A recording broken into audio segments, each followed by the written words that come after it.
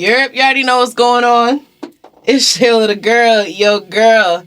And if you are under the sound of my voice, you are tuned in for a long, and I mean long, overdue episode of the Cheers podcast. Now, I don't know about you people, but I have had a long motherfucking 3 years. So without any further delay, grab a glass, pop a squat, and get comfy. Because your week's finna get a little tipsier. Cheers, ho. I'm turned up at the party. I'm kicking out my body. She shake it, clap it for me. These bitches are so cardi. I'm turned up at the party. I'm kicking out my body. She twerk it, clap it for me. Like yeah, yeah, yeah, yeah. Hello, it's me. Hello, it's me. Hello, it's me. Hello, it's me. Hello, it's me. It's hello, it's me. It's hello, it's me. Hello. Good morning, good afternoon, good evening, whatever time of day it is that you are listening to this. Welcome back to the Cheers podcast. Like, wow, it's been so incredibly long. I thank you, whatever you're doing right now, for taking the time to tap in with your girl one time for the one time. It's been a while. So first and foremost, cheers to you. Cheers to you. Yeah. I hope that you've been well. I hope you've been drinking your water. I hope that you've been keeping up with your shit. It's been 3 years, so you better be keeping up with your shit. You know what I'm saying? If you still in the same spot you was, it's like, nah, I'm chilling. But I'm so happy to be back in your ears. And now you see we got video. Niggas done came up, child. Niggas done came up from a young nigga. We not the same no more. So I'm just very grateful to be here. I'm very grateful that you are tuned in. I'm very grateful that you still y'all still gonna fuck about what I got to say. If it's your first time listening, welcome to my little program here. I'm so happy to have you. And if you tuning back in, I love you, ho. I love you bad. Wow, I've been gone for so long, so obviously I have many, many things for you. I have many words for you. I got so much to say. So, I mean, let's get into it, y'all. Let's get into it. So, last time I left off, it was like Thanksgiving 2022. I was saying how thankful and grateful and all that shit that I was. Baby.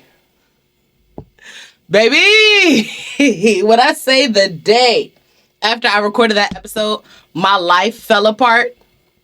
Like, clean fell apart. Like, just wow. And it has been a long 3 years of picking myself back together, putting the pieces back together, realizing that some of them pieces don't even fit, was never supposed to be there. Like, just it's been a lot of hard work to get back to y'all, and I'm just, again, so grateful to be here with you all. A lot has happened. A lot has changed since we last spoke. First and foremost, my daddy was alive. My daddy was alive and roaming this earth and teaching mathematics and just being, in general, an African uncle, and everything was fine. But then cancer. Fuck cancer. I miss my daddy. I miss my daddy a whole lot. And honestly, it's a big part of the reason that I have been suffering all this time. And I say suffering confidently. But I just can't express my gratitude. Like, I'm going to say I'm grateful like a million fucking times this episode. Let me see, because I got my little notes. What do I want to talk about right now? I have so much to talk about. I have so many things for you.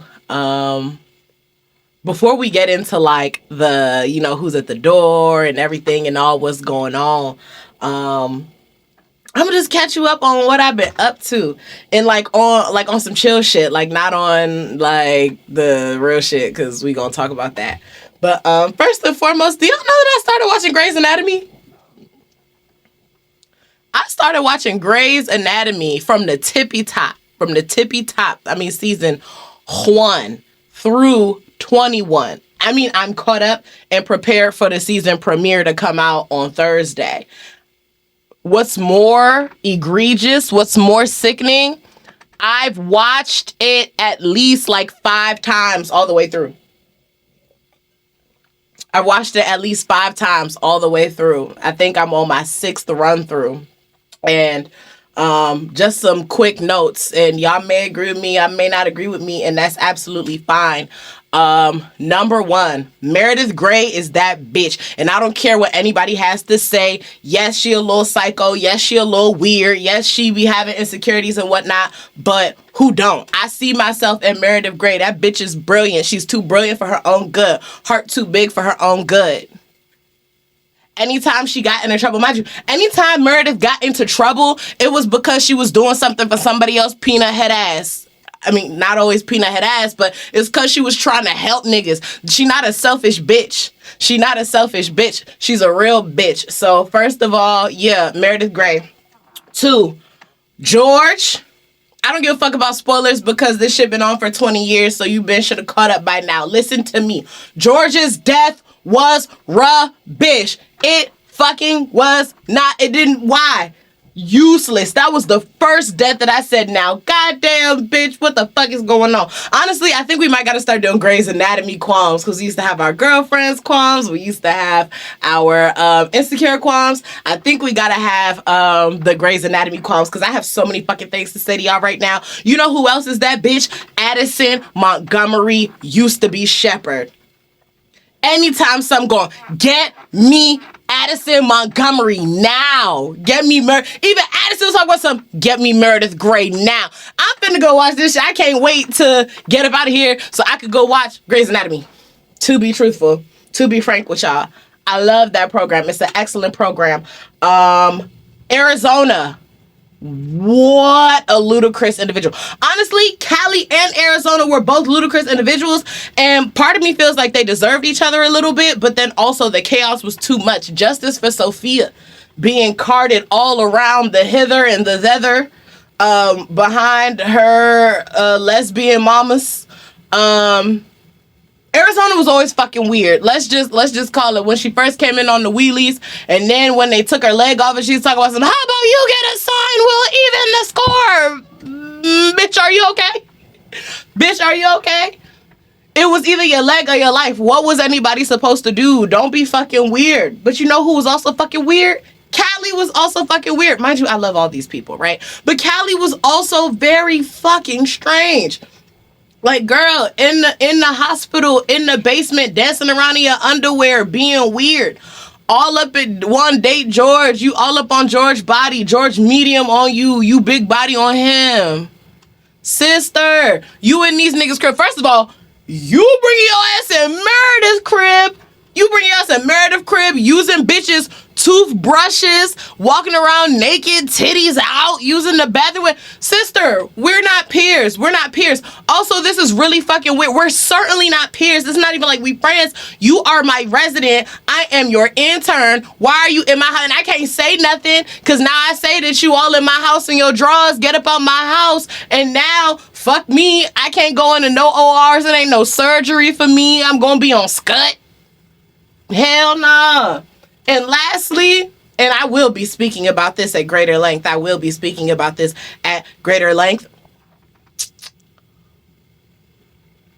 It should have been Derek in the crane in the plane crash. I said what I said. Because the way he died also in season 11 was so fucking stupid that you might as well have just let him go in the plane crash. And you want to know why you could have let him go in the plane crash? Because you should have slaved Mark Sloan. I love Mark Sloan. I have no notes for Mark Sloan. His character arc, fucking amazing. He went out a fucking G. And apparently, like, the actor that plays him has ALS. So, you know, prayers up to him because ALS is a hoe. But, yeah, no, Mark Sloan was everything. That nigga was fine. I was about to say McDreamy is one thing. McSteamy is another motherfucking thing. McSteamy is another motherfucking thing, okay? God damn, that's a fine Caucasian man. I mean, I would risk it all for Mark Sloan. And Mark Sloan is who everybody thought that Derek was. Like, first of all, Derek was self-righteous. Derek was pretentious. Derek thought he was better than every goddamn body. Derek thought he was the moral compass. When he snaked that chief shit out from under Richard motherfucking Weber, that was the day I knew that this nigga not worth a damn. And then, on top of that, Derek was an awful... Hello? Is this thing fucking... Derek was an awful chief. Derek was a terrible chief. And he hated the job as well. You ain't have the administrative moment. You know who was even a better goddamn chief than him? Fucking Owen Hunt. And Owen Hunt is a fucking nutcase. I will be speaking on Owen Hunt. Fuck him. But, goddamn... Fucking... Mark Sloan, even when he was chief for a day, was a better chief than Derek. Listen, bruh, I only miss Derek for Meredith's sake and Zola's sake. Oh, and Zola has become such a fine young lady. Wow, so smart. She's reading her books very well. She's in the hospital practicing sutures and kinikon. What was I doing at 12? I was picking my nose and reading Twilights. Edward and Bella, Team Edward, Team Jacob. She's in the fucking... I was about to say in the stool. She in the fucking lab with the sutures. Zola's my girl. Zola's my girl. Bring back Maggie. She was annoying, but her leaving the show is crazy. She's neurotic, and I understand why.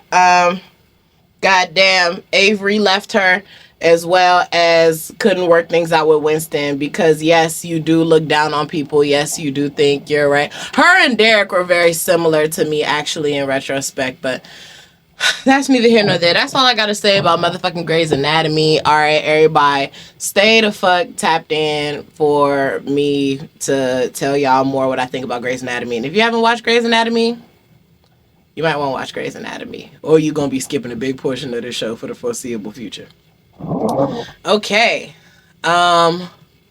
Shit, I started recording everything. I bought all these cameras. I built a studio. Goddamn, I done had a couple jobs. I was at one school, left that school. Maybe one day we'll talk about it. I'm at a new school. I started doing educator content. And I just want to be very fucking clear. And I feel like I can say very fucking clear.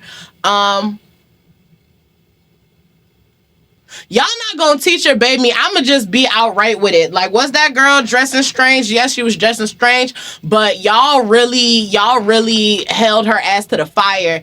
And for respectfully niggas that don't work in schools, y'all just have a lot of opinions, but not really application. And I'ma leave that there for now. We're actually, because I'ma pick it up later. That's why I'ma leave it right there for now. But yeah, my content isn't for students. It's not for students. It's not for their parents. This shit is for y'all, because teaching is a big part of my life. So me not recording and sharing with y'all what I do every day, all damn day, like, that's my life experience. And so I don't want to limit, I don't want to limit myself. I want to share all of y'all with me. At least all of y'all, all that I'm ready to share with y'all. All the me I'm ready to share. You know what I'm saying? So, hey. What a time to be alive, right? What else? What else? What else?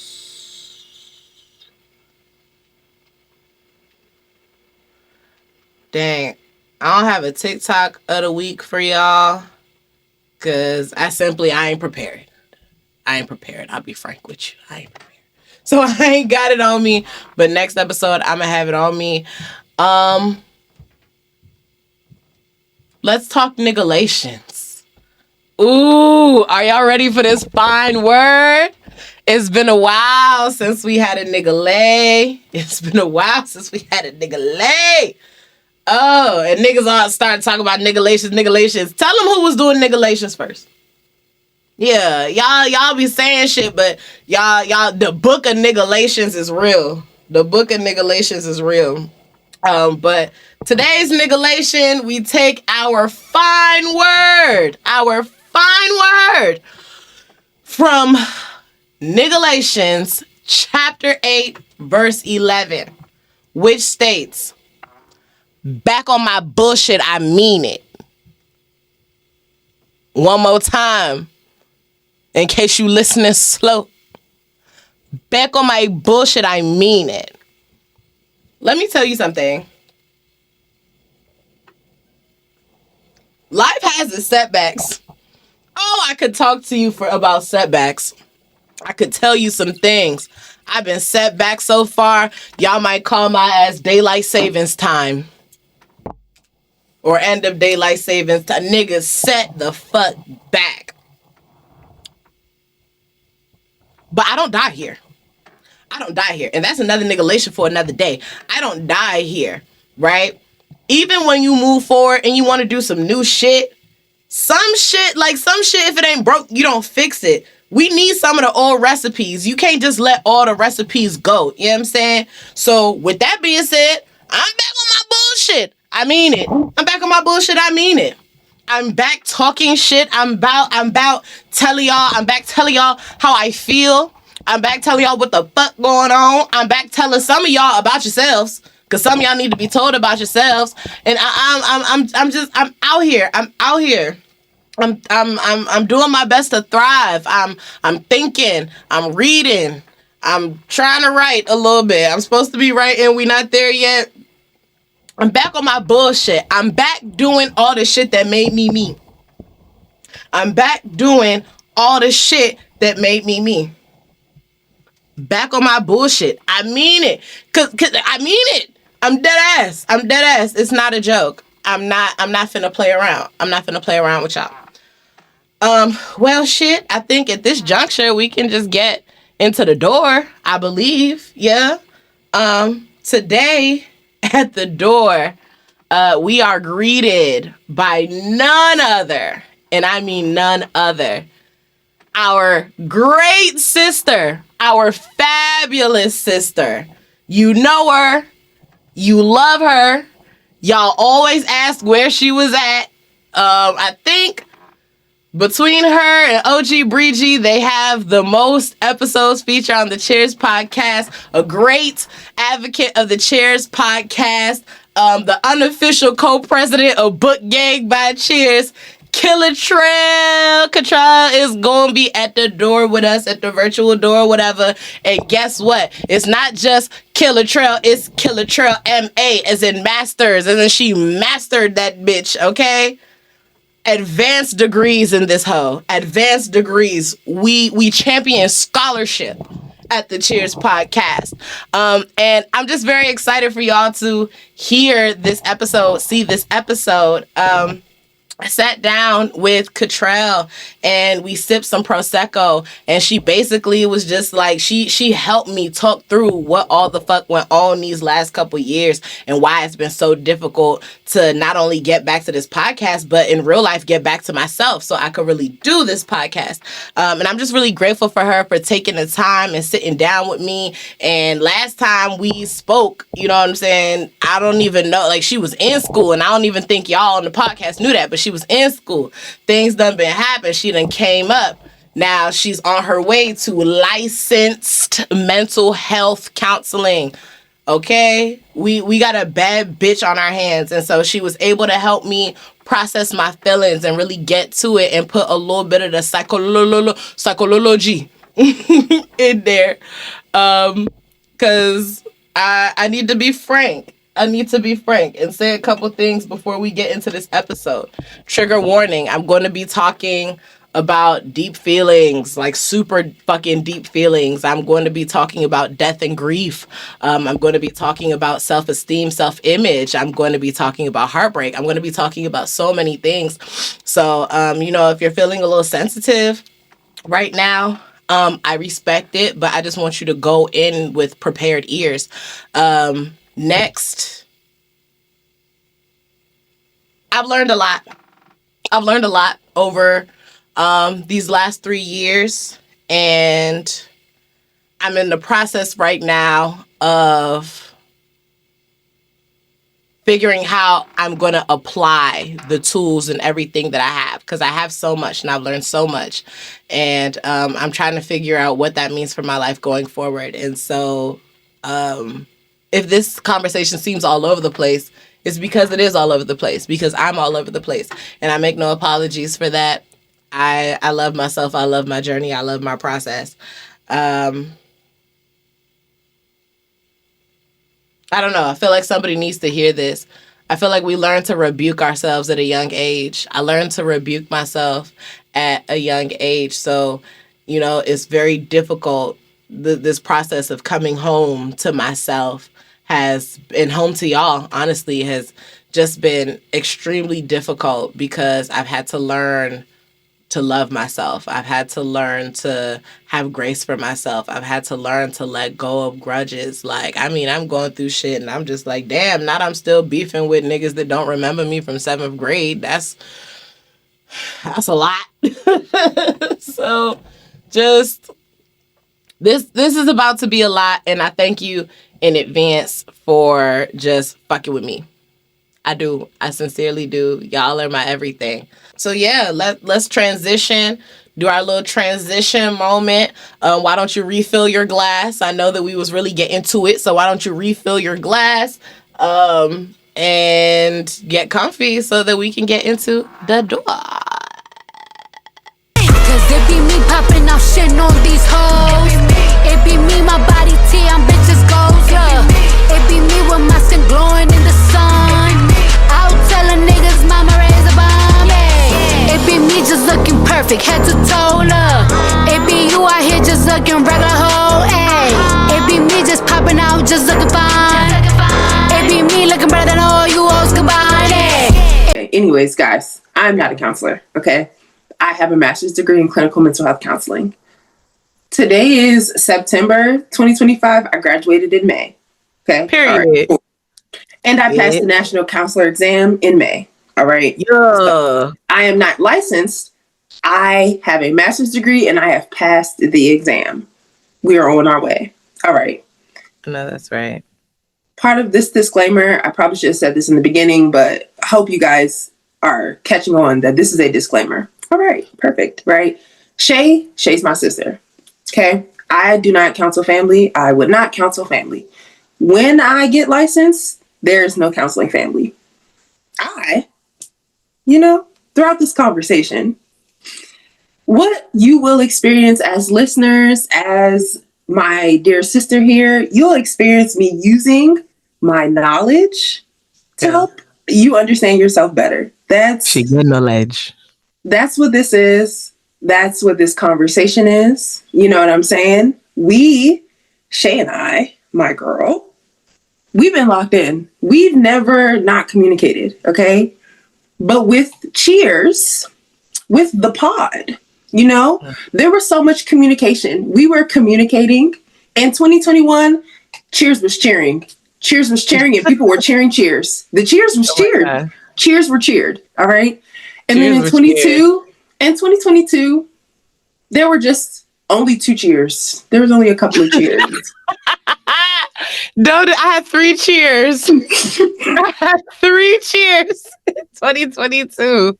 I did. Okay. I was just checking to see the Please. Okay, maybe the third one isn't loading on my phone, so. No, there were 3 episodes. It was one, I did one with Jordan. What? It's like it's just not loading on my phone is all I'm saying. Okay. I'm just saying on my phone it's just not loading. The third episode is not loading. I'm not doing this with you. Run back my Spotify. Check my stats, nigga. I had 3 of them things. It's Okay. Apple's fault. It's Apple's fault. I'm looking at the Apple podcast, so it's Apple's fault. But okay, so there were many less cheers in 20. Yes, there have been many significantly less cheers since 2021. Yeah, and so the people want to know what happened, and I think it's time to communicate with the people. How do you feel? I feel like it is also time for me to communicate with the people. It's definitely it's overdue. However, like we were saying earlier, what we said, when it stopped making sense, you shut up. You gotta shut up. My life stopped. My life stopped making sense in 2022. If you listen to the last episode, I literally feel like I was like, yeah, 2022 was ass. Like 2022, like it was a lot. It was a lot. And then it just became more and became more and became more. And I became a person that I was unfamiliar with and am still unfamiliar with. And so when things stopped making sense, it was very hard for me to continue. There's so many I have so many reasons as to why I haven't been able to do this. And yeah. It all started in 2022. That's what I said. Yeah. It all started in 2022. Yeah. So before we get into how it all stopped, why it all stopped, before we get there, are you comfortable? Would you like something to drink? You know what, friend? Why, yes. Okay. Why, yes. Okay. Why, yes. I would love something to drink. Okay. Our special selection. Yeah. That we are drinking. Yeah. In the stew. Yeah. Is Yeeerrrrrrr Prosecco by our dear sister in Christ, Issa Rae.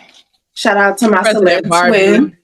And that's why I picked this. And that's why I picked this, because I know. Issa, Katrel, same difference. I really wish that I had been recording when this shit came out, because this shit is fine. I have a fucking, I got it empty already. Period. Yeah, let's pour up. Let's pour up. What are we? What? Well, Shay, what's your ministry? Let's toast to your ministry. Wow.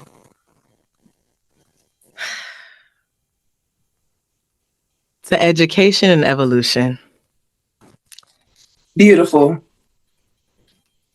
To education and evolution.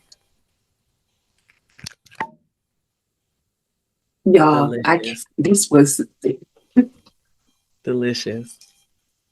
That was loud. I didn't hear yours. Did you hear mine? I heard yours.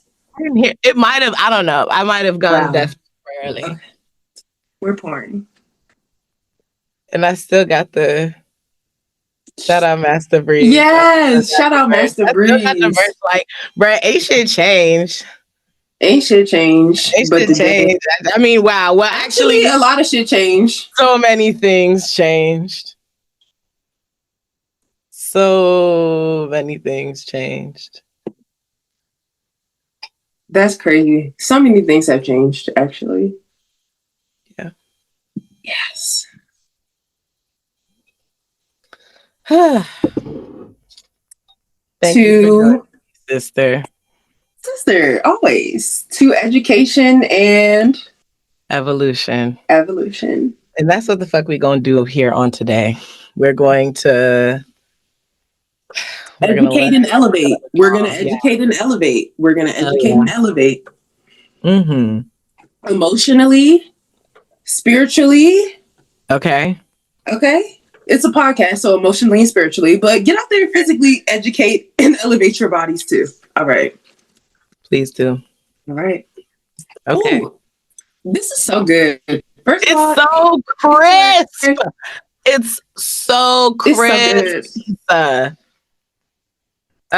Joey's a joke. That's my girl. Twin. My twin. That's She my girl. I love that she knows what she's doing all the time. It's amazing.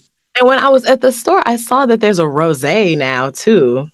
Mm. Rosé with it. I got the last one too. I was like, ha ha ha ha. I've never had the rosé one. I think I've only ever had the Yeah, because I'm thinking about Black Girl Magic. Yeah, no, I've only had. Yeah, I know I had to take it back, right? Take it back to the girls. Oh, but yeah. And I had Black Girl Magic because I was looking for Yeeerrrrrrr in long story short. There's a rosé. All right. Okay, so do you want to tell me the story of what happened and I interject, or no? I mean, how do you want to do that? I mean, sure. Let's just converse. Yeah. So okay. So take me back, right? So 2021. Last episode was November 2021. Christmas was it November? It was okay. So this is what happened. This is what happened. 2021. It was in November. Okay. Lit. Remember 2021? Yeah. We was fucking lit. We was having a time. I was having the time of my life. Towards the end of 2021, I went back to teaching.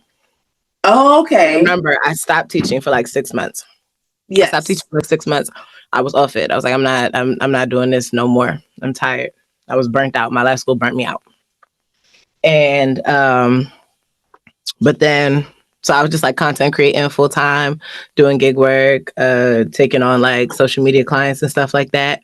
But I don't do broke well. I don't do broke well. I don't do broke well. It never, the anxiety, my body was itching. I'm like, bruh, all the time thinking about how I'm going to get money. I'm like, no, brother, I got to go back down to the schoolhouse. I got to get me a regular check. I got to figure out how I'm going to do this. So that was a true PG princess. I just want to say no PG princess does broke well. So a true PG princess, we're going to go get a job. I don't think it's possible, man. I can't go broke. What I tell you, I'm listening to this motherfucker. I don't think it's possible, man. I can't go broke. I don't. Brunch is very important to me. That's also a part of my ministry. Brunch is very important to me. Heard. Had to run back down to the schoolhouse, but teaching is a lot. It takes a lot. Even when I was in Vegas, when I first started the podcast, school and the podcast was always a problem. Yeah. It was always the issue. It was always very difficult for me. It was really when virtual learning started and I was doing everything from home. Remember, I was like, oh, baby, if I could work from home, I could have 10 businesses. Yeah. If I could work from home, I could have 10 businesses. Mm-hmm. You know what I'm saying? So that's really when I was able to do what I wanted to do with the podcast and really make it pop and go off like how I wanted it to. And we loved it. We still love it, but that was a time, baby. Shout out to the book club, my OGs. Okay, sorry. I refer back to that Gucci book all the time. Go ahead. Gucci changed my life. Go ahead. Gucci did change my life. It was a lot. So it became a lot. Mm-hmm. But then also 2022 was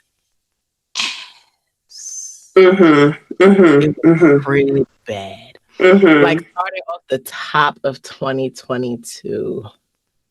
What was the first of all, how old did I turn in 2022? 27? 27. Ooh, yes, I was cold on that birthday. Oh, yep. 2021 started off rough because 2022. Excuse me. Thank you. 2022 started off rough because I had been out of therapy for a long time because I didn't have health insurance. I had been off medication for a long time. And so 2022, the top of 2022 is when everything kind of like started like becoming my like issues really started coming to a head. I also, top of 2022, I experienced like a prolific heartbreak that like I could not conceive. Yeah. Couldn't conceive. You know what I'm saying? You were there. Yeah. You remember. It was bad. It was bad. It was bad. I drank about it. I smoked about it. Okay,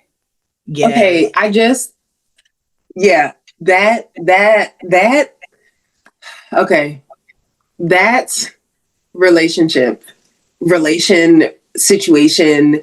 And that's the fucked up part. That's so fucking stupid. It was not nobody's relationship. Whatever it was, damn. Okay. Fuck him. It's not me. 2022 was rough, and I hated, as your friend, like I hated like having to sit on the sidelines and like not have some of that pain for you. It was hard to not also hold the pain, like you know, like it was your pain, and so you had to like deal with it and all of that shit. And as your friend, I hate that. And if I can ever take pain from my friends, I'm going to take the pain. So I just had to sit there and like hold your hand while you had the pain, and I hated that so bad. Hated so bad. It sucked. It sucked. Like, I think, and that really kind of goes into maybe why it's been so difficult for me to be away, or why it's been so difficult and I've been away and haven't been able to get back, is because I just lost. If I've said this so many times, I said if 27-year-old me, right, like literally that like birthday January, get top of the year, 2022, could see what my life looked like now, she may have given herself to the game. She may have given herself to the game. She may not have wanted to stick around to see how these things unfolded, because it's just so wildly different from what she expected. Yeah. She didn't expect any of this. And I think it really started with that heartbreak. Yeah. Never saw it coming. Never saw it coming. And it shook my sense of self. It shook my sense of self really bad. And I struggled to recover from that. And from like, that was the first like me, like, I don't know. I just feel like there was a transition. Like I had my early 20s, and my early 20s was my early 20s. And then I had my mid 20s, and my mid 20s was swallowed up by COVID. So kind of unfair, but also like it was, mid 20s was fucking lit. And then there's just like this switch that happened. Yeah. At 20, like between 26, like 27, I would say, and like the hit, like the hands. It's like I moved up a weight class in boxing, and I did not know. Yes. I didn't know. I wasn't prepared. And so I could not handle life hits. I could not handle life hits. Like that shit hit me, and it sat me down, and I struggled to get up.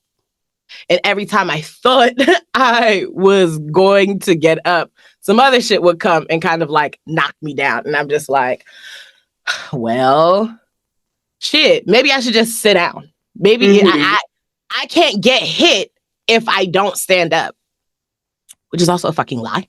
Because I sat down. Get hit, you get kicked when you're sitting down. Boom, boom. Like, life got hands. And it keeps, because I'm just kind of like, I need weapons. I need weapons. Like hands aren't enough. Like hands and feet aren't enough for this bitch. I need weapons. Like, so yeah. Okay. So life was hard. 2022, life was hard. How were you? You said you were You said you were struggling. Do you care to communicate with the people? What are the struggles? What did that struggle look like? Well, shit. Okay. So whatever you care to share, this is your space. No, I mean, what Beyonce say in that one song with her, Jason, we keeping it real with these people, right? Or whatever she said on the 444. Was that 444 album? I think it was. Or so. Lemonade. Or Everything is Love. Everything is Love. Everything is Love. That was a fabulous album, by the way. Shout out to the Kardashians.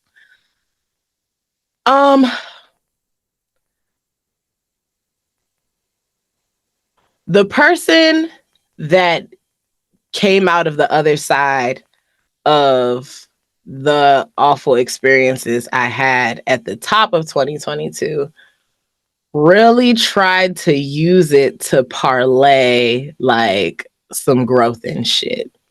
Like really tried. And I was like, you know what?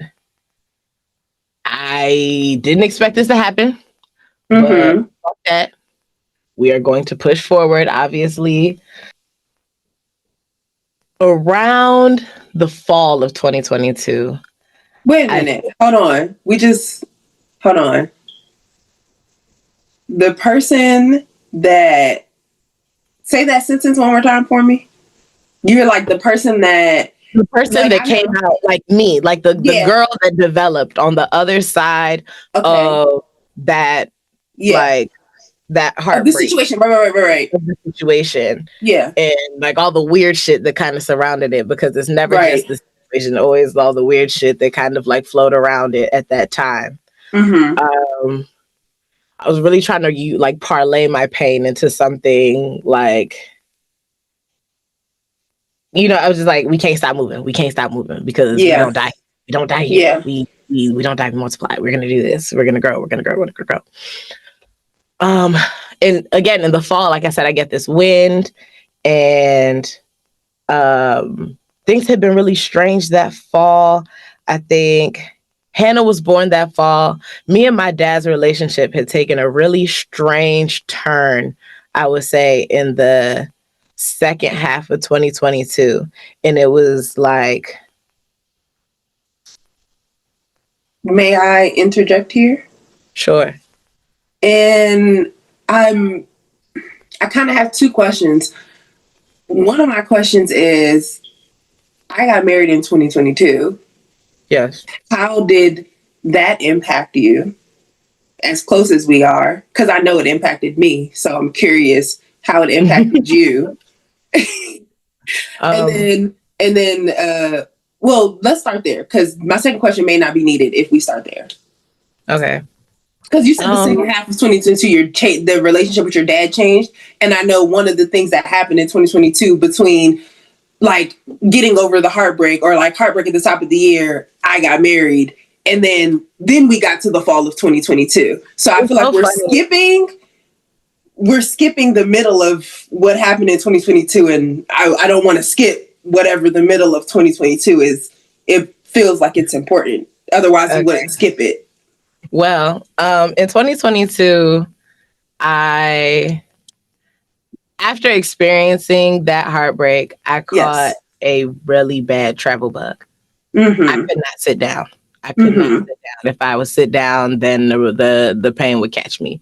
Okay. So I was all over the place.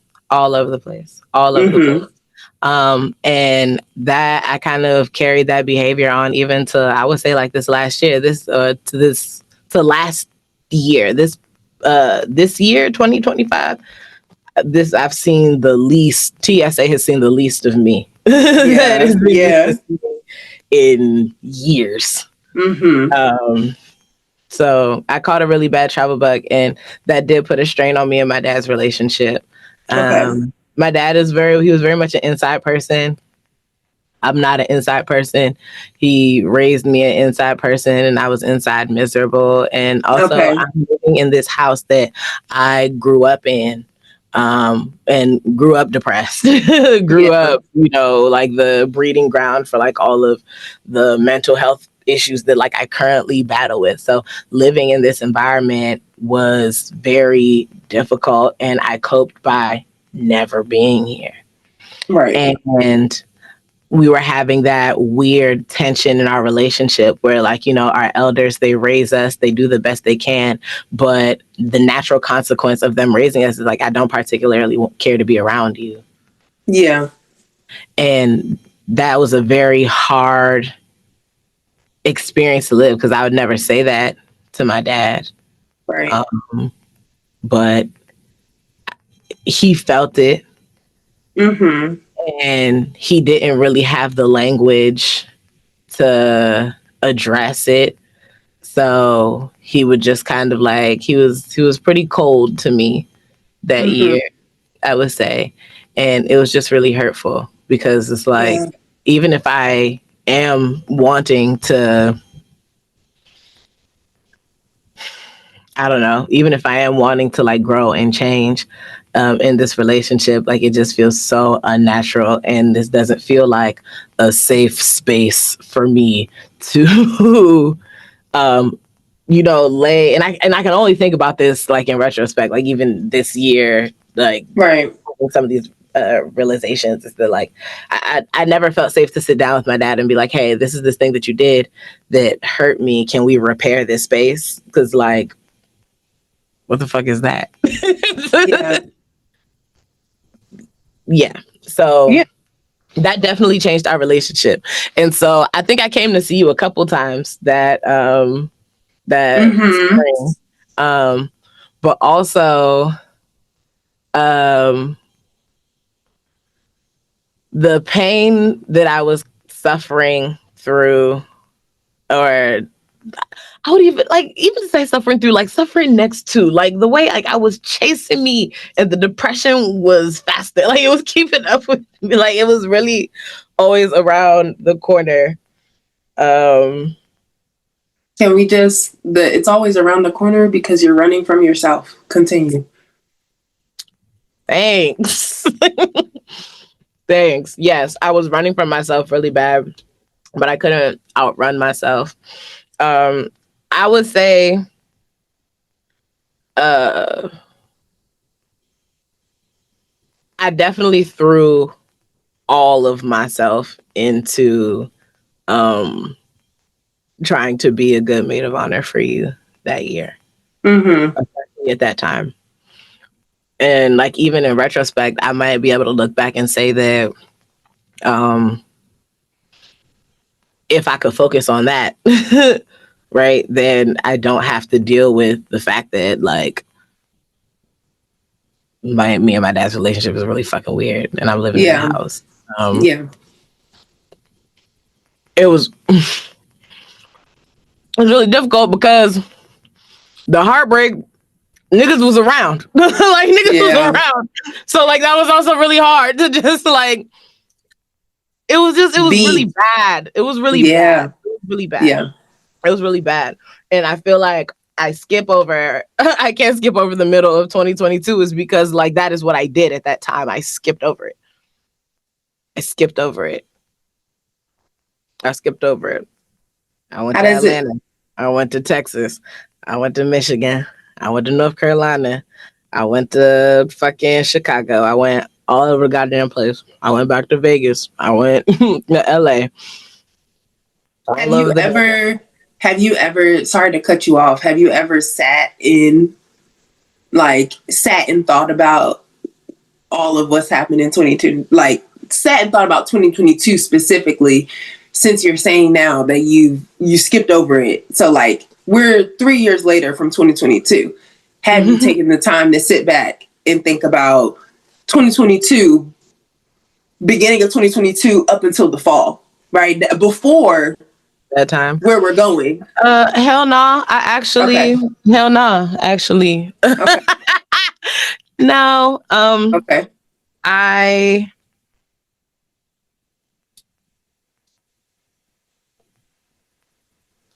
remember that one weekend that we called the Lost Weekend. Yes. I just feel like No, the top of it's lost. 2022. Yeah, it's lost. Like it's lost. It's lost. Okay. I've thought about things like I've thought about things because like obviously things have evolved into whatever it is that I'm dealing with currently, but no, it doesn't give me it doesn't bring me any type of positive feelings to go back and think about that time. And I know that maybe that's not the point for it to go back and have positive feelings, but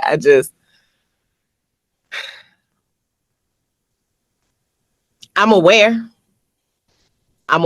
that I numbed that time.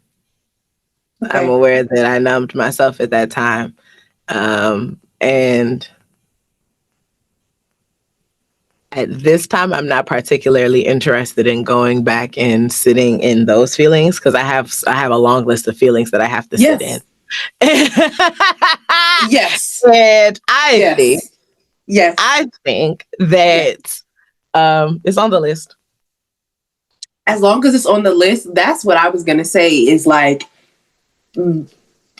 friend to friend, right?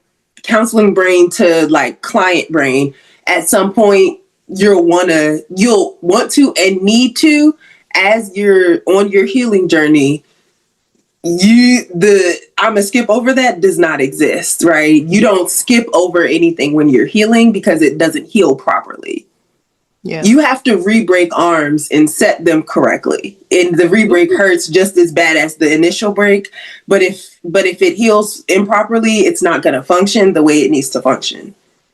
Our brains work like that too, as much as we act like they don't. I'm hearing reason. All right. So I'm hearing reason. This is an accounting session, so fall of 2022. Screaming. I know, right? So I was saying, I know all of that happened in the front of 2022 that I can remember vaguely. You know, the crazy part is I remember everything. I know. I remember every single detail. I experienced the memories. I have the flashbacks, but which is why you've numbed yourself. But we don't have to go there. Thank you. Okay. Yeah, I was moving on. I'm moving on. As a matter of fact, cheers. Cheers. Cheers to moving the fuck on. Anyway, double entendre, I love it. I think that what all of that to say, because I kind of like tried to skate by that 2022, I was just kind of like, let's pivot, let's do something different. Yeah. Which is why I forced myself to do the Thanksgiving episode. Because I was like, bitch, you've never not done the Thanksgiving episode. That's what you've never not done. You would take breaks, but you would never not miss the goddamn Thanksgiving episode. So let's not do that. Let's make sure that we have the Thanksgiving episode. And there was just so much going on at the time. Fumbi had just had Hannah. So, you know, like we were in Michigan for... you know, so she didn't have to travel home. We all went to her that year. And I remember being like, nah, I'm gonna get this hotel and I'm gonna record and I'm gonna have a night and a time and just enjoy myself because bitch, 2022 didn't kill you, ho. And like, that's basically what that episode was about. I was just like, I'm grateful. Yeah. Like this has been ass, but like, I'm really finna parlay this shit. The following day, Thanksgiving Day, 2022, I found out that my dad had stage 4 liver cancer, which is also a big part of the reason why he had been so withdrawn, because he didn't want to tell me. He didn't want me to know. So whereas at first things felt very cold in the house because I knew that like we were kind of at odds, I was never even the wiser when the shift occurred to he was like, essentially hiding from me. Yeah. And I internalized that as my dad does not like me because that's a feeling that I dealt with a lot in my life and have had to deal with a lot in his death. But I found that out and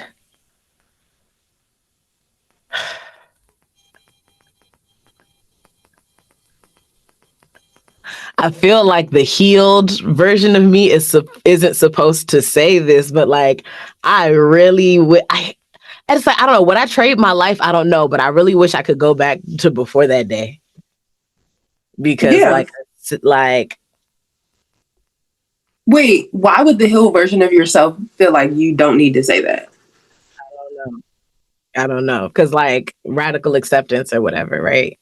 And No, not right. no, Not right. I don't. That's, it's not a counseling session, but counsel. Go. it's not a counseling session, but like,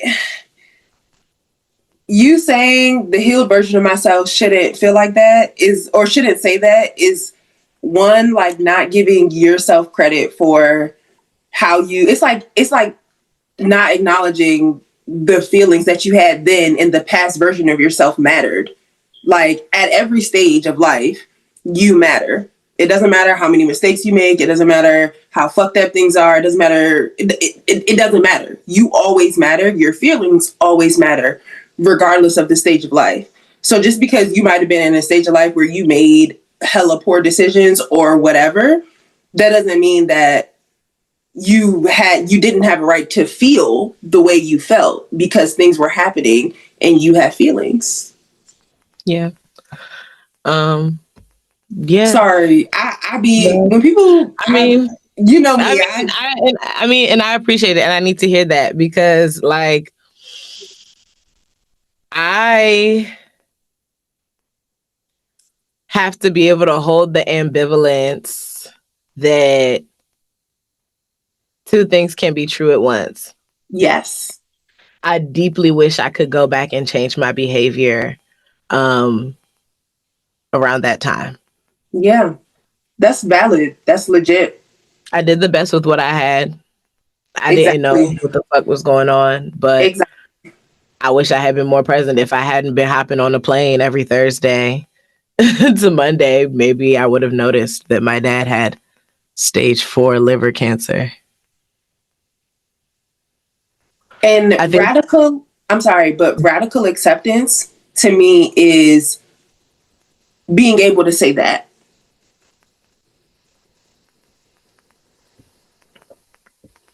That's how I understand radical acceptance. Radically accepting the shit that you don't want to accept about yourself. The shit that you don't want to say, but being brave enough to say it. Radically accepting that I have fucked up in my life. That to me is radical acceptance. Not, oh, I'm a better person now. So no, you're not radically accepting anything. You're actually shaming yourself further. Girl, and you know I struggle. Shame, fault We live in finding, Game of and Thrones, blame my God. placing. Yeah. Shame! Shame! Yeah. Like literally. I Cersei shame walk myself more often than I'm proud to say. Mm-hmm. For many things, but this among a lot of it. Because the thing is, my behavior didn't change either after I found out he got sick. And I mean, that's not to say it didn't change at all. I was very much like, I was as present as in my brain it made sense to be. So Yes, exactly. taking half days. I mean, taking half days in the morning to like take him to, because he was still. I don't know why it was very important for this man to teach till the day that he died. So much so that like he died like during finals, and niggas was like, "What? What do you mean, the professor is dead?" Dead, like, but just trying to show up in ways, trying to show up in like the ways that I could, but like my baseline was to be outside. Mm-hmm. My baseline was to be outside. Sitting in the house made me uncomfortable. Yeah. Sitting in the house made me uncomfortable. I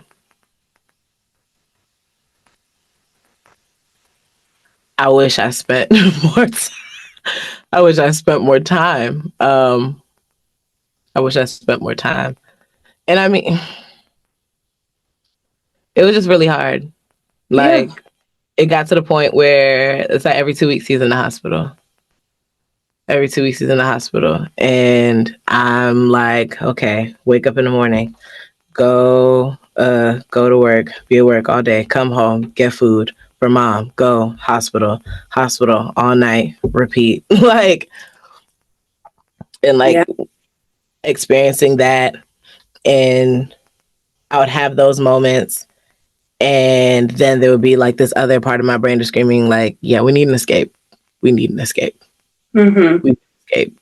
This weekend we're going to New York.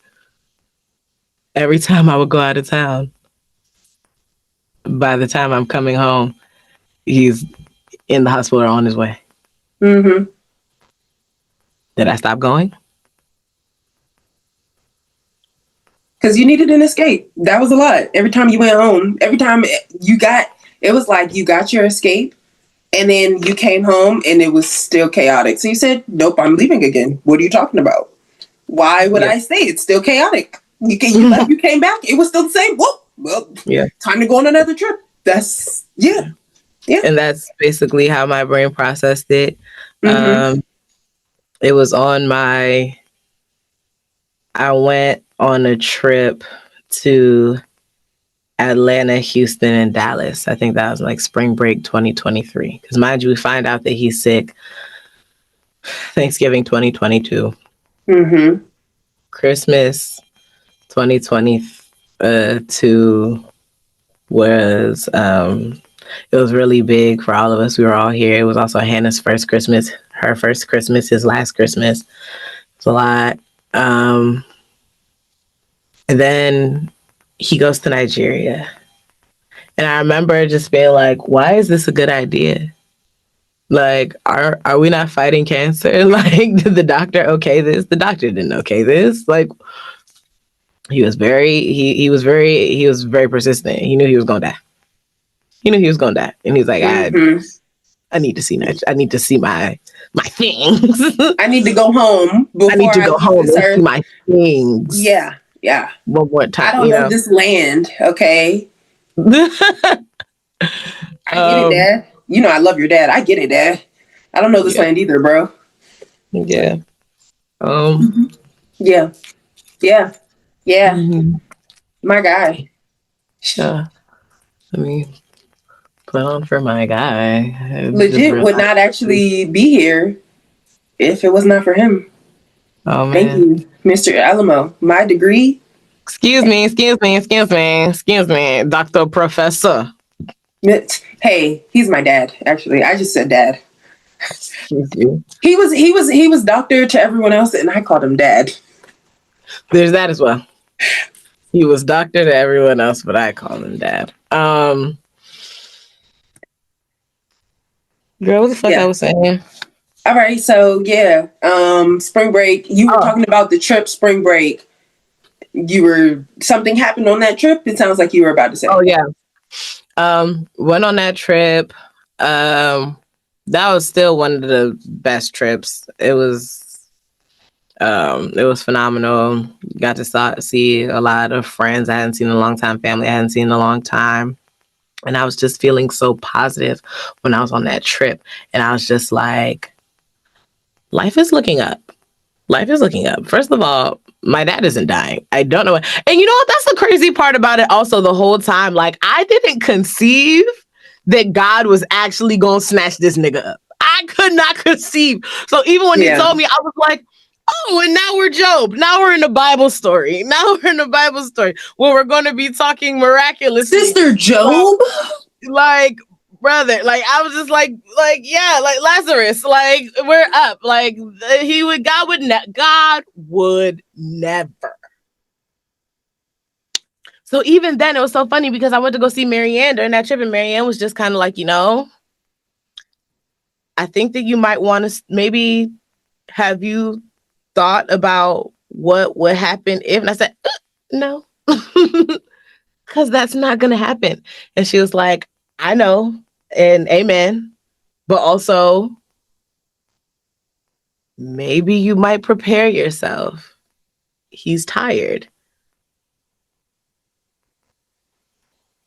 And I was like, okay, yeah, sure, that's sure. Because I didn't believe it. I didn't believe it. I didn't believe it. I was scared. But like, my brain couldn't conceive of a world where my dad didn't exist. I was watching Grey's Anatomy yesterday, the episode where George's dad dies. Yeah. I couldn't conceive of a world where my dad doesn't exist. Yeah. I have that conversation with Marianne. Boom. I flew out because I went to Atlanta to see Niecy. Then I went to Houston to see Marianne. Then I went to see Dallas to see Precious. And I'm with Precious when I get the phone call. Dad's not feeling well. Dad's in the hospital. Don't rush and come home.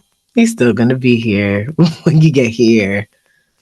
This is like the third, fourth, like in and out the hospital, and always in the hospital when I hop on, like when I will hop. I mean, not always, but like every time. Mm-hmm. Almost like most of the times that I could remember being significant times that I traveled that year, I would come home and he would be in the hospital, and like I'm coming home to go. Yeah. He didn't get better after that time. Get better after that time. Like there were some times where I thought I was just kind of like, okay, he looks a little bit more fit. He looks a little bit more, like he has a little bit more vigor. Maybe, things that he was dead 2 weeks later. I came home. I was like, yeah, kind of over this, like in and out the hospital shit. Call Johns Hopkins. We don't know nobody at Johns Hopkins. Call the niggas. The niggas is there. Somebody call Johns Hopkins. We finally get him admitted into Johns Hopkins. And after a while, they're just like, yeah. I remember I think I was just sitting in the hospital room, and then one of the people would come and was like, yeah, the palliative doctor is going to come in. And I was like, palliative? And I ain't watched Grey's Anatomy yet. Yeah. So I was, you know what I'm saying? I was like, but you know what words mean. I know what words mean. And I said, now before I get too keyed up, let me look up palliative. No. Palliative was actually the second word that I looked up, which let me know, like, oh, goddamn. The first, I can't remember what it was called. I literally have to look it up. Like, I have to look it up.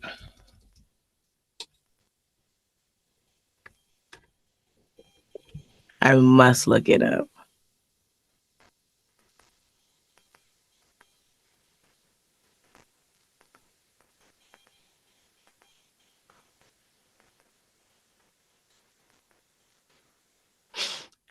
They were saying the word ascites. And they kept saying it. And I'm like, now what the hell is ascites? And so I look it up, and it's the excess fluid that accumulates in the abdominal cavity, causing swelling and bloating, cirrhosis of the liver. Oh. And so I looked up ascites, and you know how Google has like the questions? Yes. And something was like, how long can you live after ascites begins? That was one of the questions? Oh my God. And that would have scared the shit out of me. That's what made me sit up. I was like, oh, okay, all right. Now we got to tap in. We just got to, the prayer needs to be a little bit more intense. Then later they said, palliative doctor. And I'm like, now I know what palliative means.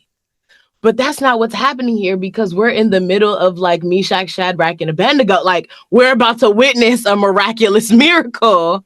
Jesus is about to walk through the door and walk through the fire right now. Really gonna come through and moonwalk on everybody. This is when people lose faith. Like, he really gonna do something. That's when people lose faith, and then that's why they don't be saved. So why would I lose faith now, here in this moment? Because this is right when Jesus is about to do his big one. Why am I supposed to believe the heart is? I understand your mind. I 100% understand exactly where you were. I 100% understand. This is actually when my faith went insanely crazy. Like, I just knew he was coming out of it because that's what y'all said. So now I know for sure he's going to survive this. Hell yeah. Yeah. And he did not. He did not. It was literally plot twist. That's plot literally twist. The palliative doctor comes in and is saying that, you know, the symptoms that we're seeing are typically associated with end of life. Whatever, doctor. Speak. And so mom start crying. Dad is like, you know, trying to comfort, like, it is well. I'm like, my brain, it's not clocking to me. It wasn't clocking to me. I wasn't You were steady on that business. It wasn't clocking to me. And so I take the doctor outside because I'm like, I'm going to talk to these niggas out here. Y'all have feelings in there because I need to understand what the fuck going on. And so I'm talking to the doctor and they basically repeat everything. And I was like, so there's nothing that can be done. And she's like, all we can do is keep him comfortable. Gut punch. Because my mom was a hospice nurse for mad long. Yeah. Like, keep you comfortable is death. Keep you comfortable, that's dead. Yeah. And I fucked around and asked, I said, how long do we have? And I honestly just wanted to know because I'm just like, does Fumbi need to get on the plane today?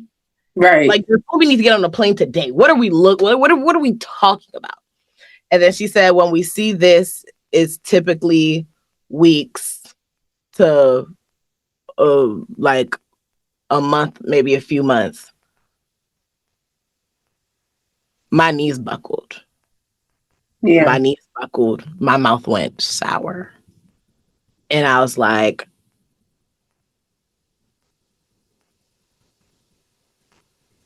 okay. And I sat on that hospital floor and I cried my eyes out real bad. And then niggas had to start making arrangements. It's like, okay, well, he wants to die at home. So now we got to go home, prepare a hospice room. Kalechi and Sade came to help me clear out. No, I mean, they did come to help me clear things out, but they met me at home that night. They met me home that night. And I remember we were praying.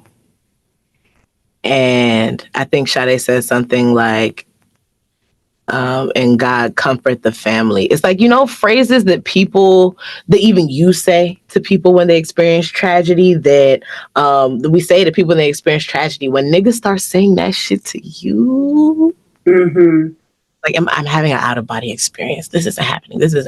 I collapsed. Yeah. And I scrum, oh my God, this isn't happening. This is not fucking happening. This is not fucking happening. There's not a world where my dad does not exist. This isn't happening. And it just kept happening and happening to me. That was Friday that we found that out. He was dead the following Saturday. He died at home.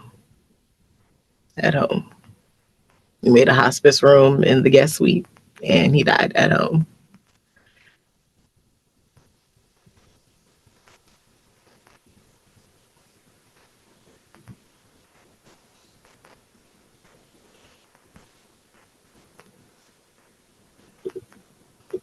Yeah. Why don't you have a drink, friend? Can we toast to Dad? Let's just toast to Dad.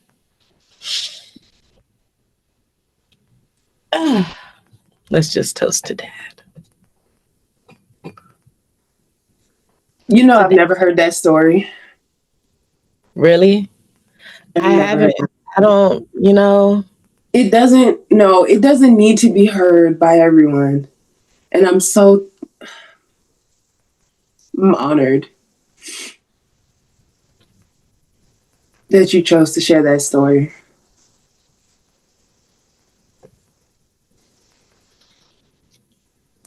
Thanks, man. Thank you. I never heard that story. I never wanted to ask. I love you so much, friend.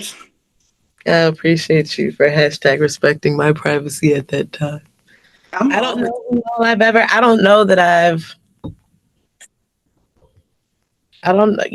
I can't even pinpoint who I've even told that ever. Now everybody know. It's out there now. If you don't know, now you know. It was told beautifully. That was beautifully told, honestly. Thank you. Okay. Yeah. How I'm gonna handle crying in counseling sessions, I have yet to determine, because I know it's gonna happen. You got to hold on, friend. No, I don't believe in that. I don't believe in that. I think counselors should cry with their clients. I think that shows empathy in a way that people don't understand unless they see tears. I think that if you don't cry, I'm not saying cry all the time, because of course in counseling it's gonna happen.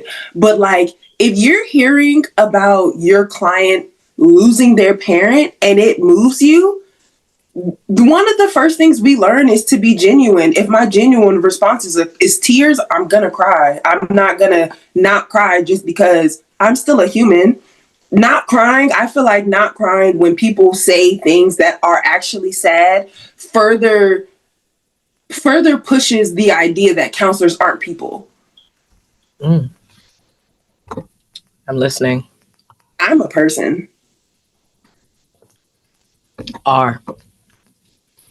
Will be a person till I die, regardless of my profession. If I hear somebody I may not cry at everything that is sad, but if it moves me, I'm gonna cry, and I'm not gonna be sad about it. I'm not gonna be embarrassed about it, because it's a feeling, it's an emotion.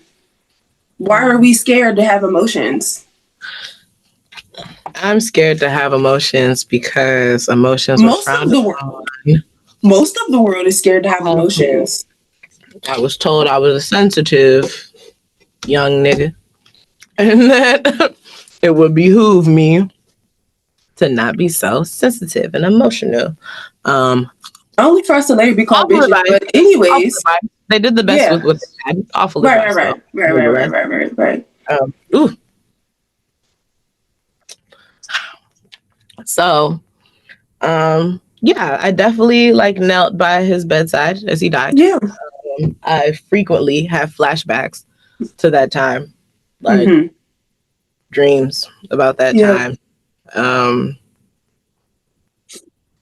I get triggered, and when I see old men walking around in the neighborhood, when I just see uncles around just living their life, and I'm just kind of my dad was robbed of all his years were good in Jesus' name, right? Yeah.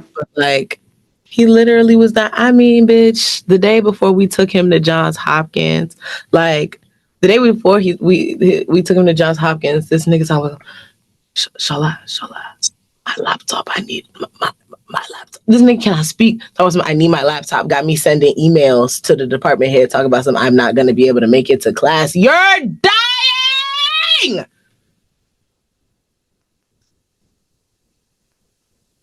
Wow. Need someone to cover my classes. Nigga, you're dying! He himself was ready to go back. He thought it was going to be for the summer. I think he thought it was for that sounds like that nigga I'm coming back next week. No, absolutely not. He knew he was gonna die. He knew he was gonna die. But like my dad was very much so like, I don't want nobody to see me. And it's not even like I don't even. It's not even like I like what people think about him. But he's like, if I still have A, I can do B, type thing. I understand. It's very much like if I have breath in my lungs and I can teach up, a class. I can teach a class. I get it. And it's better than me sitting in bed being sick. You know? And so it was just very important for him to see that through. And amen. That's a will. Sorry. That's a will. I'm sorry. Go ahead. Yeah. And it's like if I could just have like a teaspoon of that conviction, discipline, and vigor, I think my life would be significantly different. You do have it in you. Thank you, friend. But yeah, ever since my dad died, I say this, a safety that I cannot put in words left. Yeah. When he died. And I mean, like, even like when I found out he was terminally ill, right? Mind you, there's like a week of understanding in my brain that like, hey, this is it. Even then, my brain did not begin to conceive. I was just kind of like, okay, I feel weird. I feel weird. And then he died, and like literally a flip switch. May 6th, 6:38.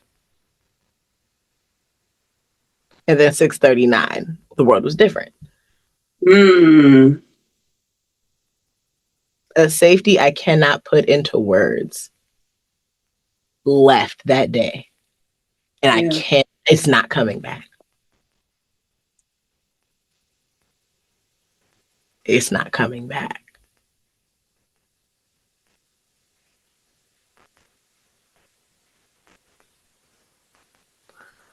And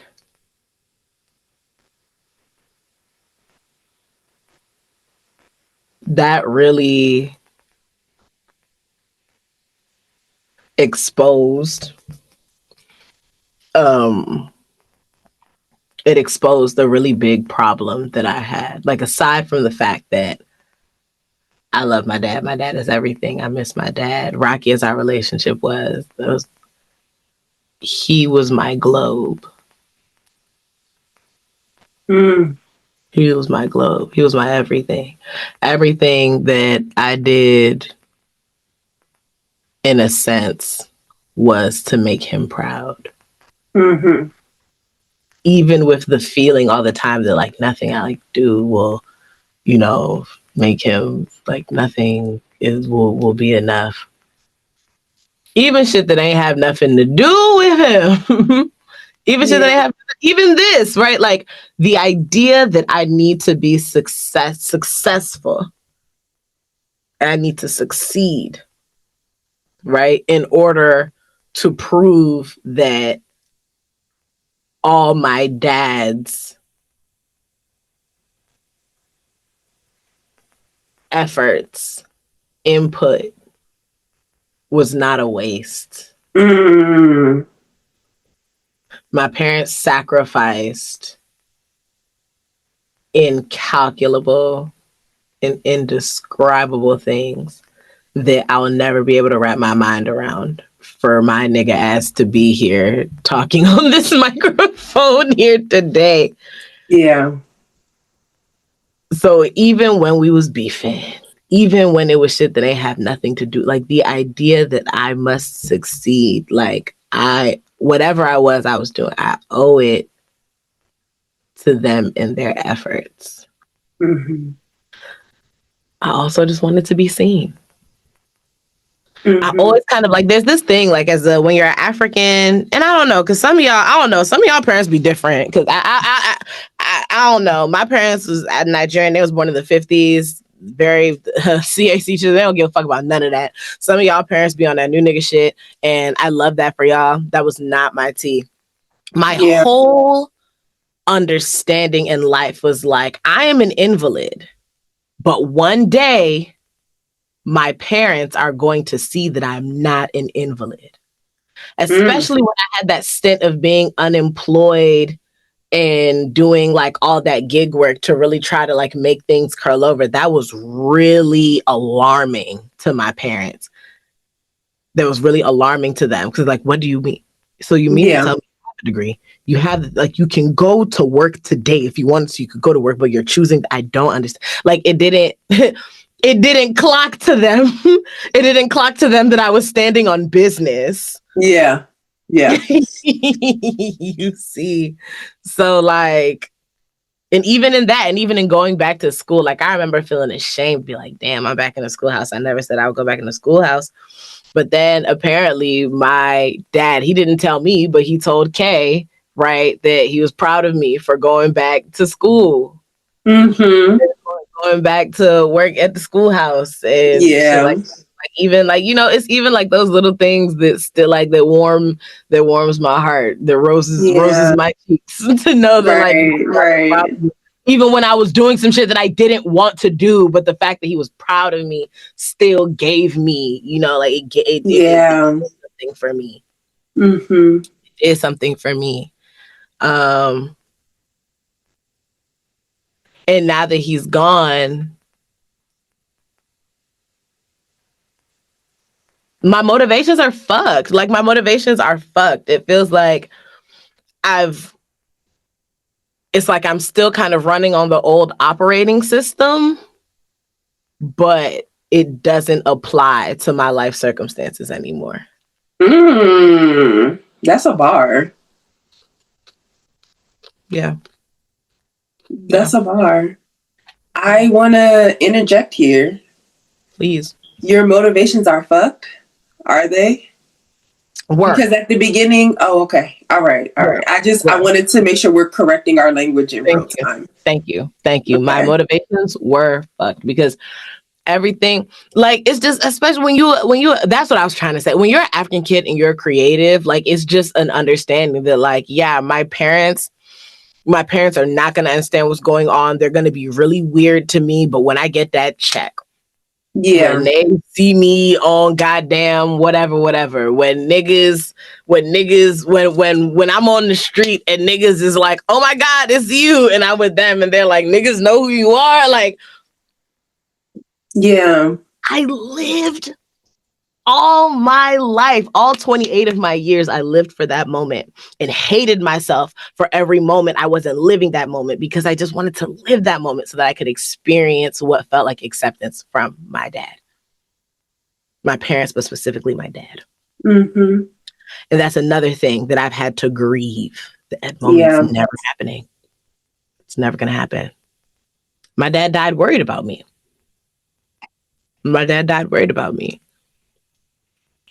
Right? Like, I don't know what she got going on. She keeps saying she want to do all these creative things. Can I just is also completely fucked up. Like, hold on. Can I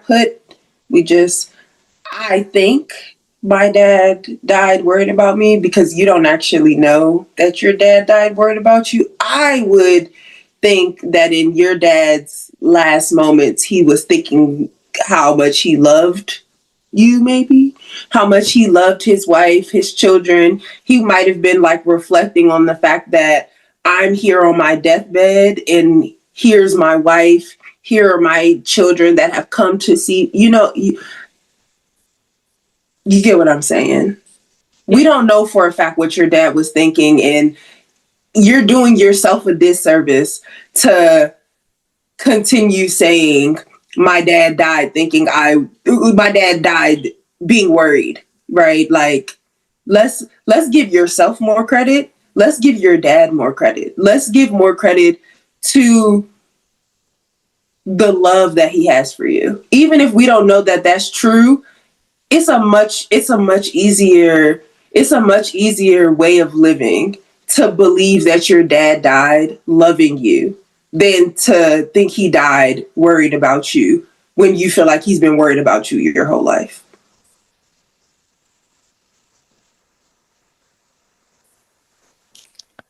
I've been silenced.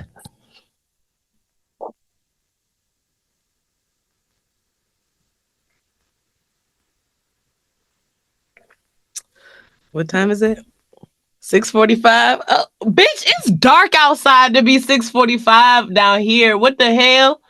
It's not dark over I'm here, thinking it's baby. like 8, 9 o'clock. Girl, come on. You did not lie. Okay. You did not lie. Okay. You did not lie. That is why you did this with me. Just so we're clear. In case listeners, okay, hey listeners, I forgot we was on the podcast. Listeners, in case you guys didn't understand why she did this with me, it is for these moments here.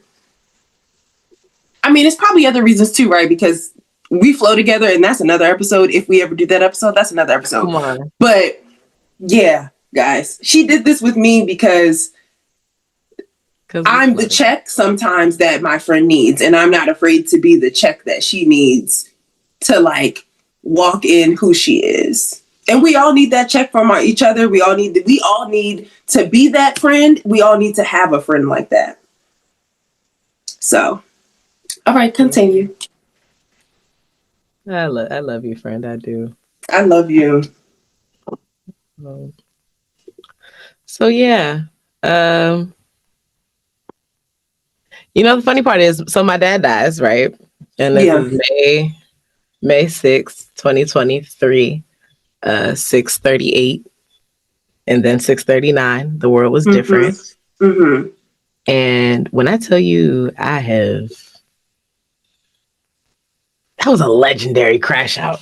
That was a legendary, like, 365-day crash out. That was a legendary crash out. Legendary crash out in slow motion. Didn't even look like I was crashing out. A lot of niggas was like, oh yeah, you're handling things so gracefully. It's so funny. Rochelle always says, she said, Frank, you don't look like what you're going through. You don't look like what you're going through. And you know what? I praise God. That's all I have. That's all I have. That's all I have. Yeah. That's all I have. Because, I mean, legendary crash. Like, nigga, I've never smoked so much weed in my life than I did between May 2023 and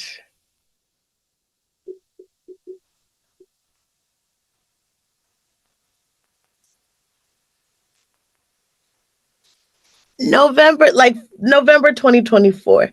I think November 24 is when I really was like, okay, we might gotta dial it back.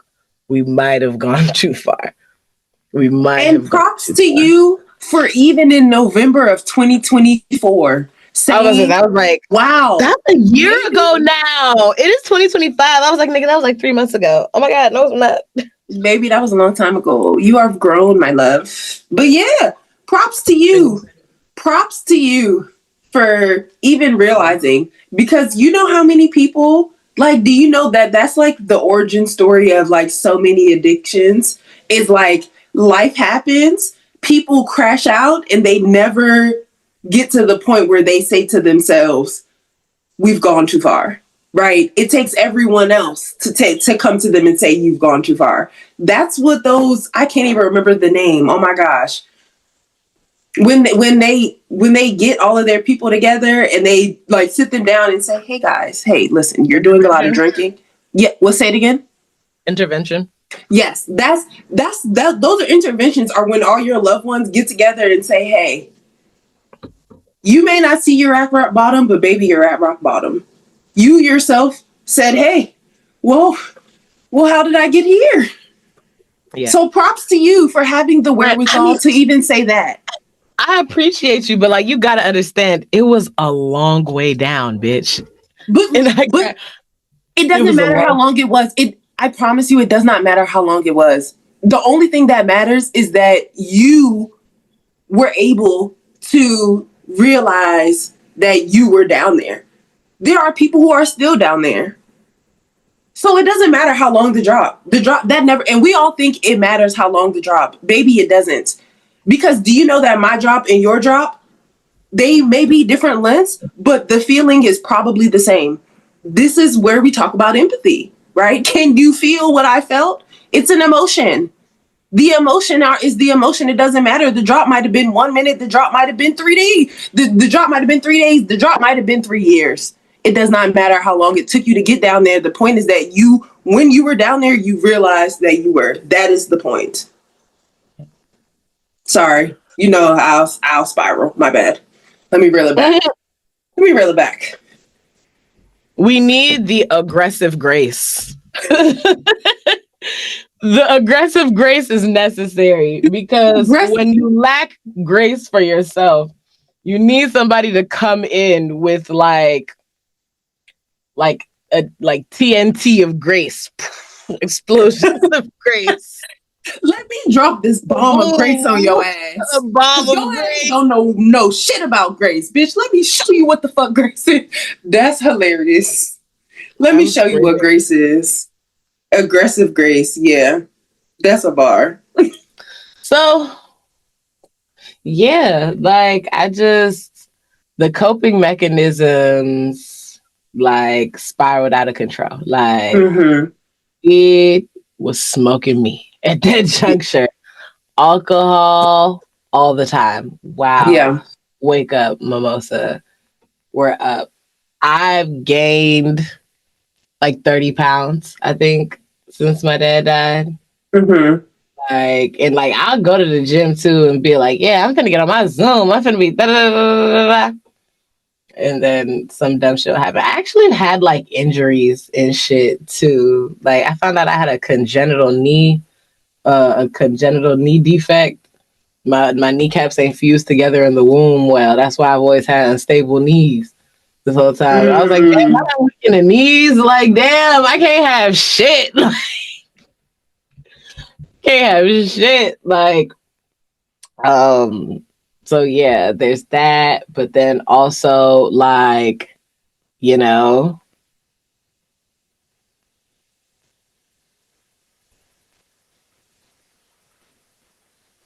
sometimes when you miss weed or alcohol, you get the fucking on niggas you ain't got no business. And that was also a problem throughout, I wouldn't call it a problem because honestly, of all the things that went wrong with my life, fucking on a couple of niggas that I ain't had no business, was worse things occurred. Worse things happened. But bad decisions were made. Yeah, awful decisions were made. Yeah, but no, like in particular, I feel like niggas just wanted to feel. Niggas was trying to feel. Niggas was just trying to. Niggas was just trying to feel, like the traveling, the drinking, the smoking, the fucking, the everything. Like You know, that's interesting that you said you wanted to feel because you were numbing yourself before.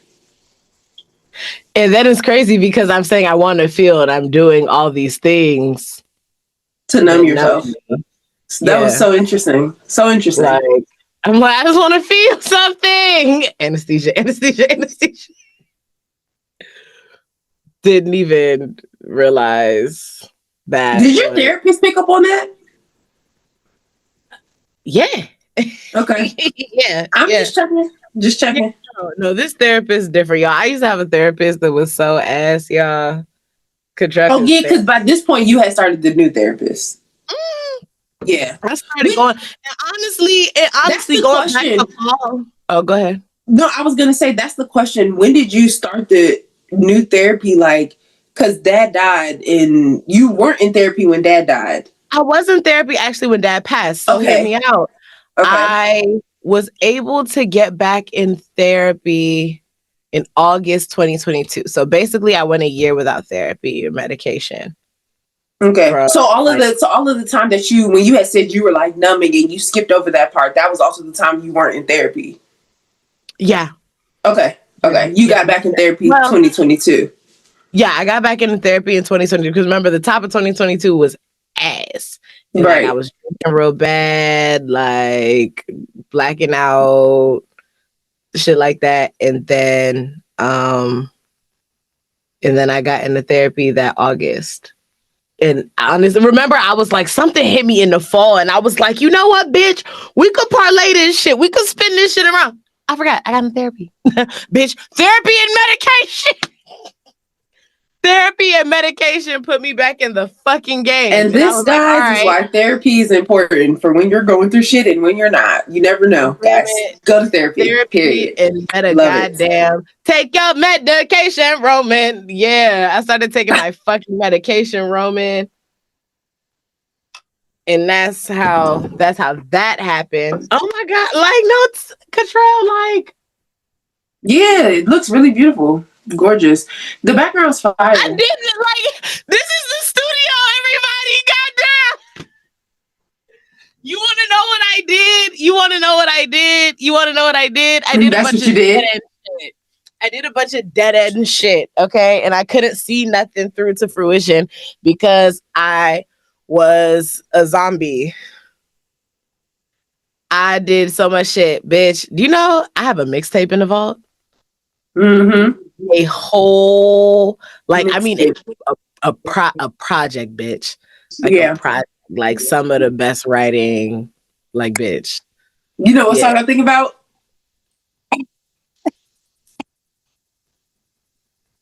Hey, no, because when you sent me that joke, I was like, wait a minute. Repeat. Play it again. Play it again. Coming to a streaming service near you one goddamn day, prayerfully.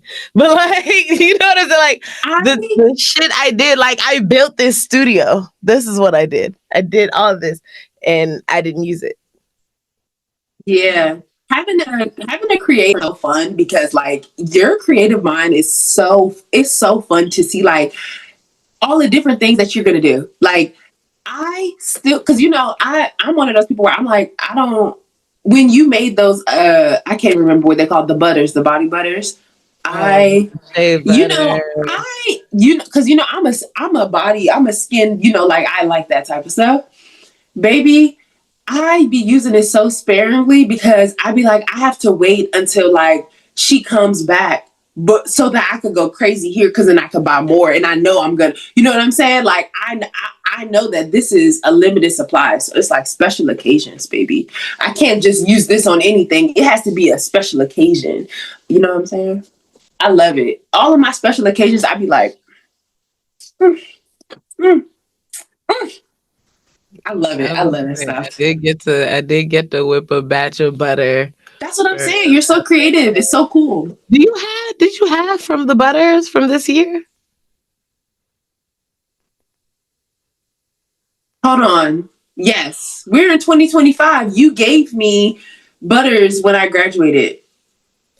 Okay, yes. Those are the butters that I'm using right now. That I'm saying I'm using sparingly. Yes. I'm using those. That's what I'm talking about. I'm using those butters that you just gave me sparingly, because I'm just, you know, I don't know when. You know, it's a special assignment. It's a special project. It's when it's landed on your heart that you're gonna come back. Yeah. And so whenever that is, I'm gonna be ready. But until then, I will. Jesus teaching me ration, right? You don't have to do everything all the time. Times there are fat times. There's a time and a place for everything. Everything is not the time and the place for that. Yeah. Yeah. But I mean, I spent my time like I had all of this energy in me. I'm a creative person, so everything, like my first instinct is to create some shit, do some shit. So like I spent lots of time, lots of money building this studio. It's phenomenal. Thank you.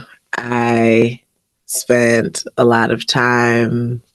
I worked on music that I refused to release. I tried to keep my job. I focused really hard on trying to keep my job. Yes. You know what I'm saying? And even that is a whole separate conversation.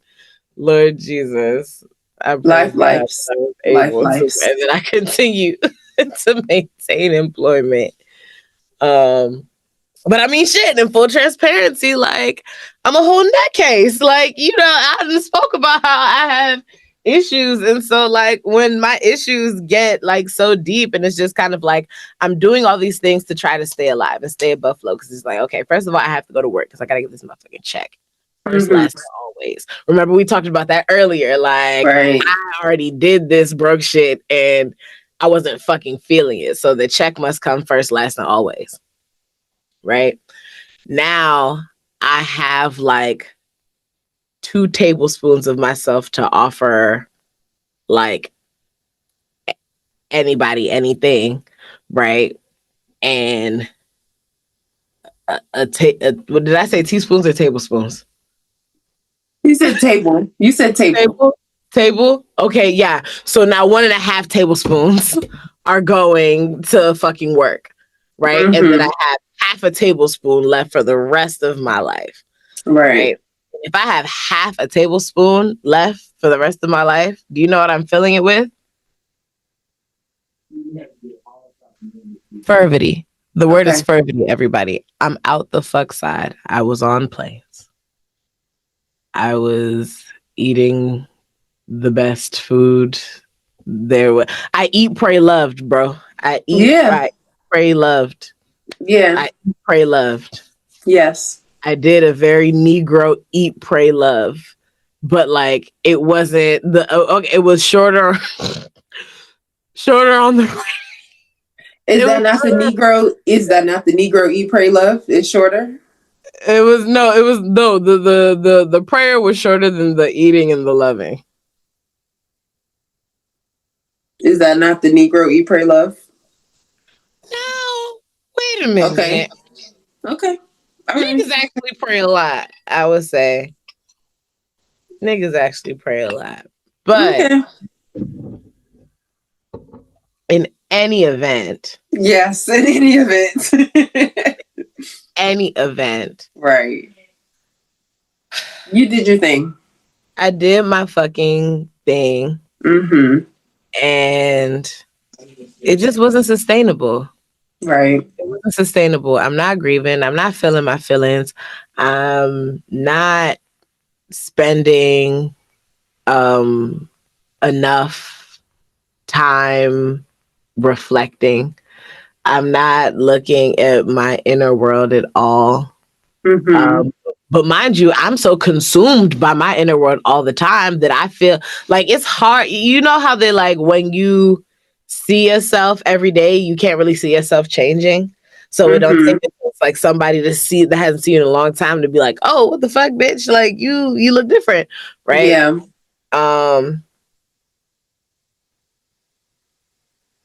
I guess that kind of mirrors how I felt a little bit. And I feel like I had a lot of things that I felt like I needed to do, right? Because I'm like, okay, my dad died. I needed to use this sorrow, this whatever I'm going through. I need to use all this energy and I need to channel it. And like, I would have a lot of ideas, but like the energy to do it, not there. Because like I'm missing this just general drive, I guess, for lack of a better words. Like I have no drive, right? Because my dad was my drive. So now I'm thinking all that I want to do all these things, conceptualizing. I had concepts of plans. I had concepts of plans, but I have no drive. Right. Guys, all right. Let me summarize this for y'all real quick. Okay. So top of 2022, there was heartbreak. Then because of that heartbreak, we blinked. And then it was the fall of 2022 and we got back in therapy. Then winter of 2022, we found out dad has cancer. By the middle of spring, well, okay, May is, that's the end of spring. Because it's about to be summer. End of spring, dad dies. So what the fuck? Because also I only accepted that and I'm saying I as if I am Shay right now. I only accepted that dad was actually terminally ill a week ago. So I'm still understanding that dad is terminally ill and then he dies. And now I have to plan his funeral? Bitch, we didn't even talk about planning the funeral, bro. Because you said, and then I planned the funeral. Or you said, and then the funeral had to be planned, and then arrangements had to be made. So I planned yeah. Yeah, no. We didn't touch on that. Yeah. Me and my mom really because Fumbi is in Michigan and she has a fresh baby. Mm-hmm. Kay is around, but it's a lot of moving parts. It was,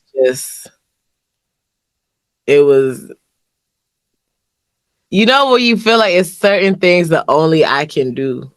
Mm-hmm. It was only certain things that I could do. And I mean, nigga, down to the booklet. Yeah. I sat in this, the first thing I ever did in this space was create my dad's funeral booklet. In the space you're in right now. In the space I'm in right now. When I first cleared it out, because I remember Brian and Kalechi came to help me clear the shit out. And we cleared it out.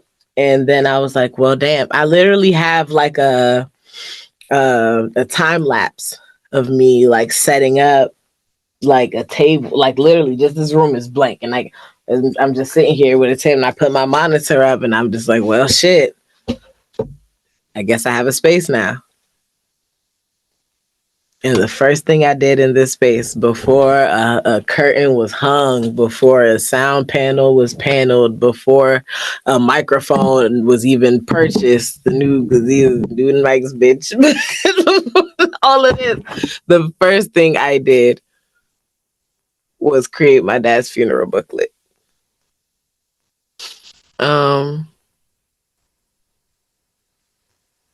So you wrote, or you were talking about the booklet from the funeral, you put that together, idealized it, whatever, in this space. That was the first thing you did when you cleared the space out. Yeah. I think the moral of what I was trying to get at overall is that I spent a lot of time almost doing things. After your dad died. Mm-hmm.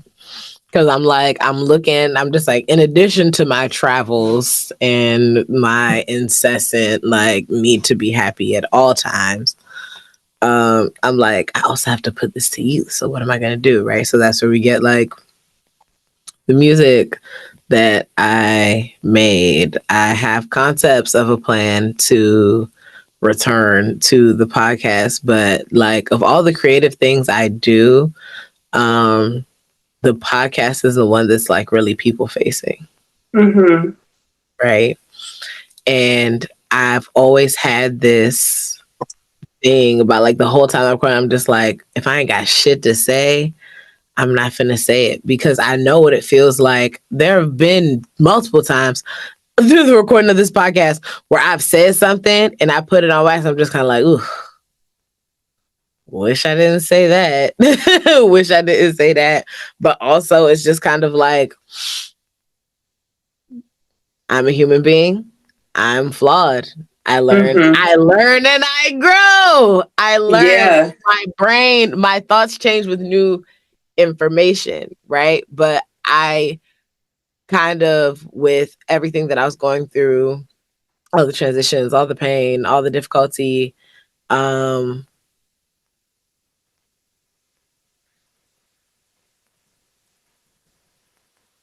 because I felt like I didn't know myself, I did not trust myself. I did not trust myself with this platform. You didn't trust yourself to get on the mic? Hell no.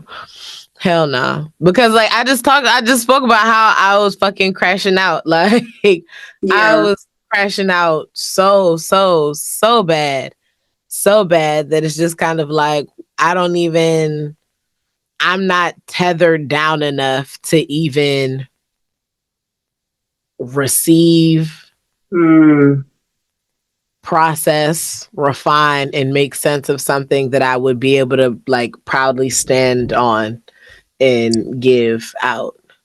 I have a question for you. While you were in that space, right? Like post May 6th, right? Mm-hmm. Post May 6th. Yeah, I was about to be like, is it the 8th? No, it's the 6th. Post May 6th.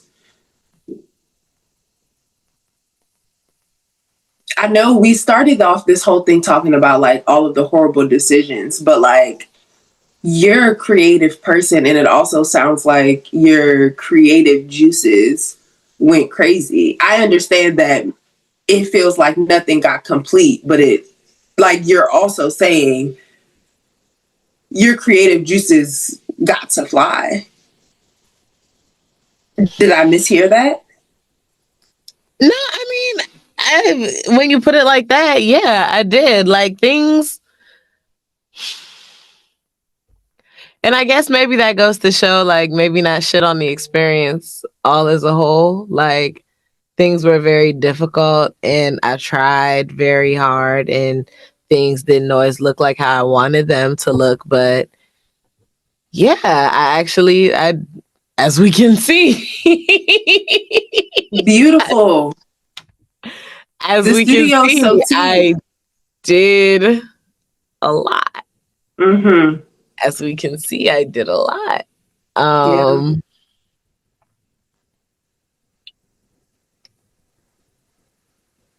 Yeah. You did a lot. And I just wanted to like Wow. I don't also, know. I did a lot. yeah. You've done a lot. I taught them motherfucking kids too. I taught the fuck out them kids. 100% college acceptance, 2 years back to back, bitch. Yeah. Yeah.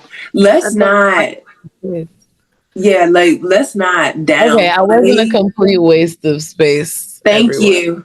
Right. That's all. I just wanted us to get there. I wanted us to get there. I've been worth a damn for the It has not been all horrible decisions. Have there been horrible decisions? Yes. Yes. But that's not all that there was. And I need us to be able to hold space for both of them.